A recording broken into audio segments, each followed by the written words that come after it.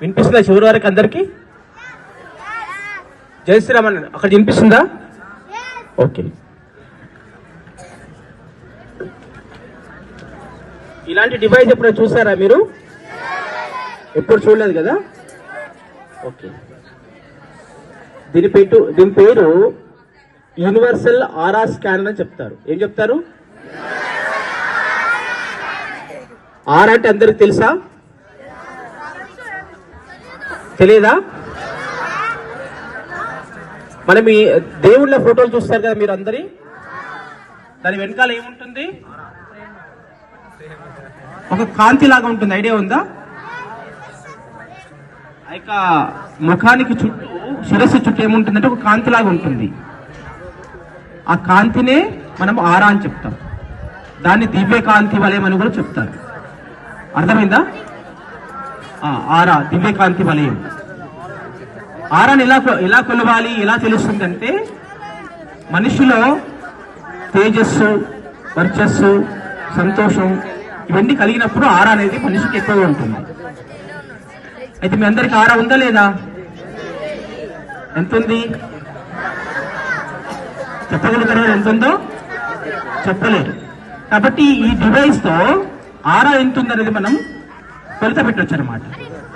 ఒక మనిషికి మినిమం ఎంత ఉండాలి ఆరా అంటే 3 మీటర్స్ పైన ఉండాలి. ఆరా ఎలా చూస్తాం? ఆరని ఎలా కొలవాలి? ఆరని మన యొక్క సెలైవా అంటే మన యొక్క లాలాజలాన్ని తీసుకొని ఈ యొక్క పెట్టేసి మనిషిని కూర్చుని పెట్టేసి ఇలా చూస్తుంటే ఎన్ని మీటర్లు ఉందో మనకు తెలిసిపోతుంది. అంటే అక్కడ ఎన్ని మీటర్లు ఉందో అంతవరకు ఓపెన్ అయిపోతుంది స్కానర్. అది ప్రాక్టికల్ చూస్తాం ఒకటి. రెండవది, మనము వేద మంత్రాలన్నిటి కూడా మనం ప్రాధాన్యత ఇస్తాం కదా పూజల్లో. మళ్ళీ శ్లోకాలు చదువుతున్నాం కదా, ప్రార్థనలు చేస్తున్నాం కదా. ప్రతిరోజు మనం ప్రార్థన చేస్తామా లేదా? ఆ ప్రార్థనలో కూడా శక్తి ఉందా లేదని కూడా మనం దీంతో కొలవచ్చు. కాబట్టి 1, 2, 3 చూపిస్తాను. ప్రాక్టికల్ గా మీరు చూసుకోవచ్చు. మొదటగా ఇవాళ ముఖ్యమైనటువంటి ఘట్టం ఏంటి? శ్రీరామచంద్రుడి యొక్క ప్రాణ ప్రతిష్ఠ కార్యక్రమం ఈరోజు. అవును కదా? ప్రపంచంలో ఉన్నటువంటి హిందూ బంధువులందరూ కూడా ఎంతో సంతోషంగా జరుపుకున్నారు. అందరు తెలుసు కదా. కాబట్టి ముందుగా శ్రీరామ జయ రామ జయ జయ రామ అనేటటువంటి ఈ యొక్క తారక మంత్రాన్ని చదవడం వలన మనకేం ప్రయోజనం జరుగుతుంది, వాతావరణంలో ఎలాంటి మార్పులు జరుగుతాయి, పాజిటివ్ ఎనర్జీ వస్తుందా లేదా, ఆ శక్తి ఉందా లేదా, దాంట్లో మనుషుల శక్తి పెరుగుతుందా లేదా అనేది అన్ని కూడా ప్రాక్టికల్ గా చూసుకోవచ్చు. ఓకేనా? ఇప్పుడు ముందుగా ఇందులో పెట్టినటువంటి శాంపుల్ ఏంటంటే ఇక్కడ పాజిటివ్ ఎనర్జీ ఉందా లేదా అని గుర్తించేది. ఇప్పుడు పాజిటివ్ ఉన్నట్లయితే ఇది స్కాన్ ఓపెన్ అయిపోతుంది. ఇక్కడ పాజిటివ్ లేకపోతే ఓపెన్ అవ్వదు స్కానర్. అది నేను ప్రాక్టికల్ చూపిస్తాను.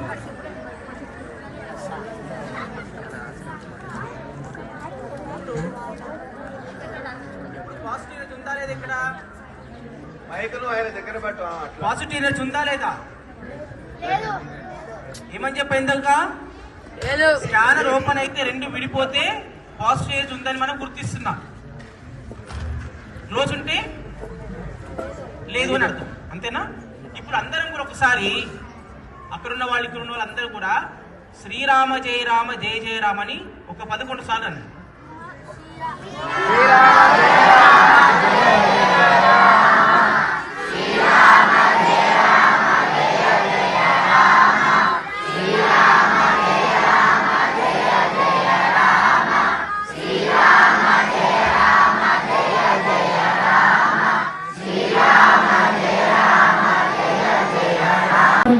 ఇక్కడ నుంచి ఒక 10 మీటర్లు ఉంటుంది. 10 మీటర్ల ఆరా ఉంది అంటే మినిమం ఎంత ఉండాలి? 3 మీటర్లు ఉండాలని చెప్పాను కదా. 10 మీటర్ల ఆరా ఉంది అంటే చాలా హైయెస్ట్ అనమాట. ఇలాంటి వాళ్ళకి గ్రహ దోషాలు కానీ, మనకి చక్రాలు ఉంటాయి కదా, మూలాధారము, స్వాధిష్టానము, పరిపూరక చక్రం ఇలా ఉంటాయి. ఆ చక్రాన్ని కూడా యాక్టివ్ ఉంటాయి సుమారుగా. కాబట్టి అలా ఉండడానికి ప్రయత్నించాలి అందరూ.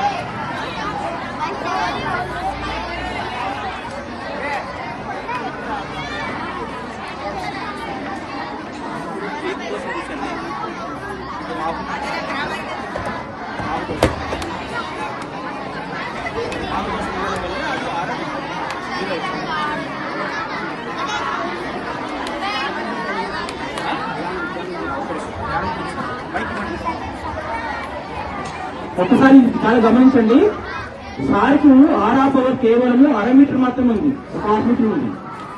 అయితే మన వాళ్ళందరూ కూడా పురోహితులందరూ ఏం చెప్తుంటారు, ఏదైనా దోషాలు ఉంటే, గ్రహ దోషాలు ఉంటే జపాలు, పూజలు, హోమాలు చేయిస్తారు. తర్వాత నవరత్నాలకు సంబంధించిన స్టోన్స్ కూడా పెట్టుకోమని చెప్తుంటారు. అంటే వాటి వల్ల ఎనర్జీ వస్తుంది, వాటి వల్ల ఆ దోషం పోతుంది. సార్కి ఇప్పుడు నవగ్రహాలలో రాహుగ్రహ దోషం వచ్చింది. మరి మంత్రంలో శక్తి ఉంది, ఆ యొక్క జపం చేయడం వల్ల నిజంగా దోషం పోతుందా అని చెప్పడానికి ఇప్పుడు మనం ప్రాక్టికల్ చూడొచ్చు. సార్ ఏం చేస్తారంటే రాహుల్ గ్రహానికి సంబంధించినటువంటి మంత్రాన్ని చెప్పిస్తుంటారు. వాళ్ళ యొక్క ఆరా పవర్, రాహుల్ సంబంధించినటువంటి ఆరా పవర్ పెరుగుతుందా లేదా అనేది మనం గుర్తించేస్తాం. ఒకసారి చూడండి లేదు. సార్ ఇప్పుడు ఏంటంటే రాహుల్ గ్రహాయనమని చెప్తుంటారు, పవర్ పెరిగిందనే చూస్తుంది.